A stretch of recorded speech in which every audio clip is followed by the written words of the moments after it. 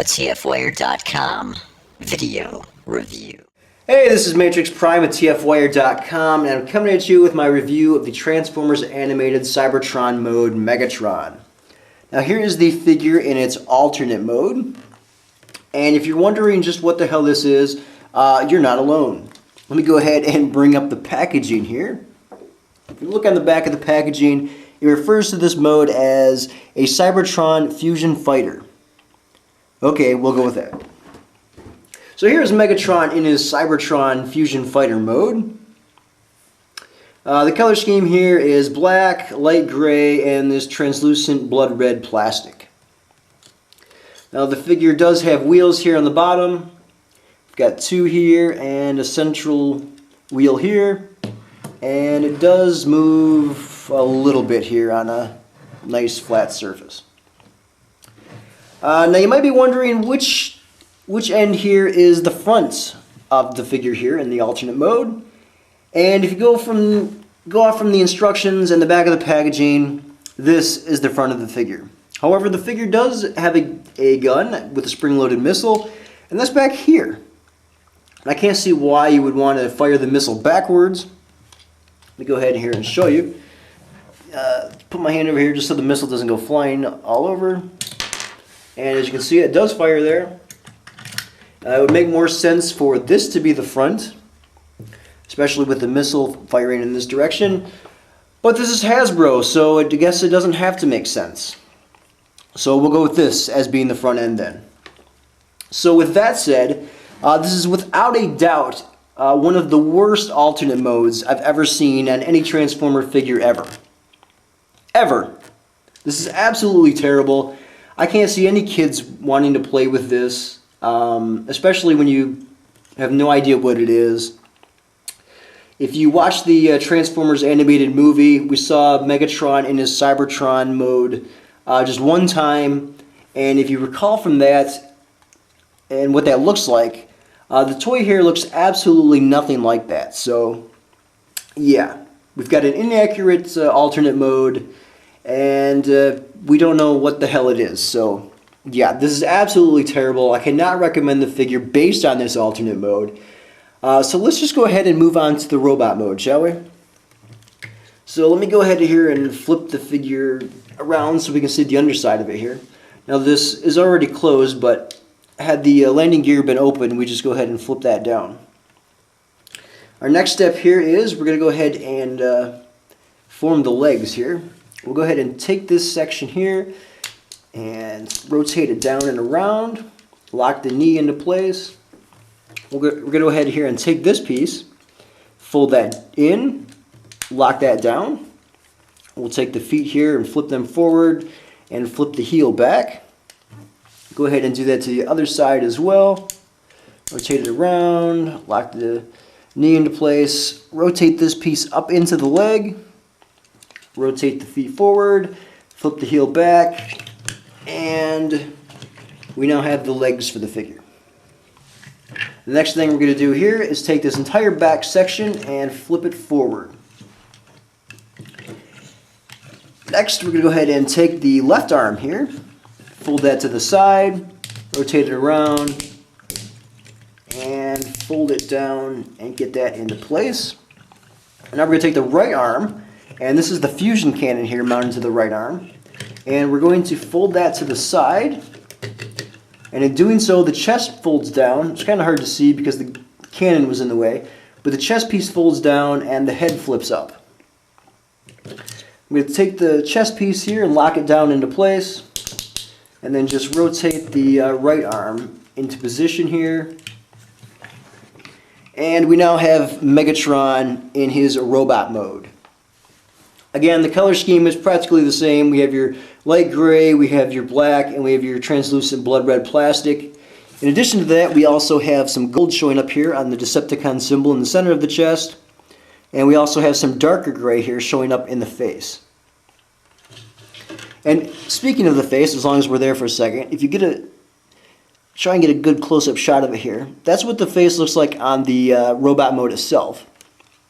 And the reason I saved the packaging was also to show you this as well. If you look on the back of the packaging here, and try and get a good close-up shot of this, you can see the face is actually different. So I don't know if this is a running change or if the back of the packaging, the picture they took wasn't of a finalized version, but the face is indeed different.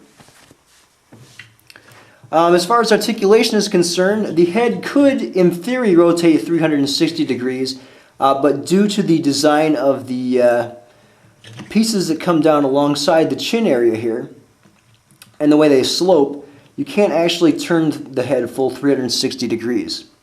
They kind of hit the shoulder area here. But you can turn it from side to side, which is nice.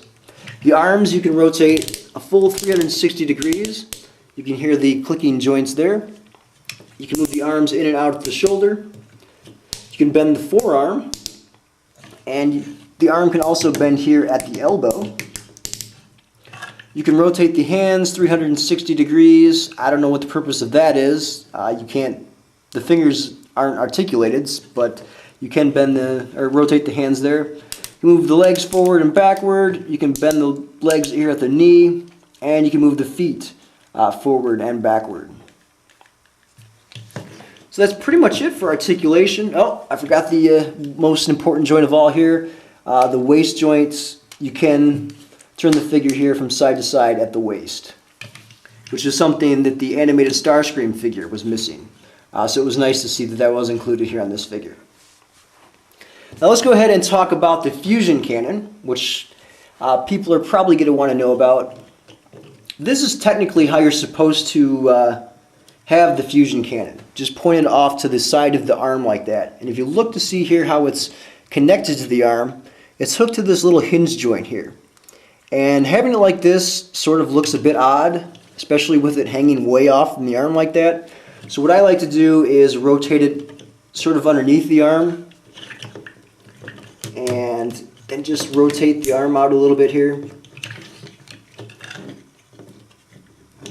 This is how I have the figure displayed. It might look a little weird, especially since you're looking at the underside of the fusion cannon here now, but it looks a lot better here on the arm itself. Otherwise, you can just have it hang off from there, and I don't know, I guess if you have it displayed correctly, this hinge joint won't really matter because you won't be able to see it, but it does look a little odd that way. Now, the fusion cannon can also turn into a sword. At least that's what the back of the packaging calls it.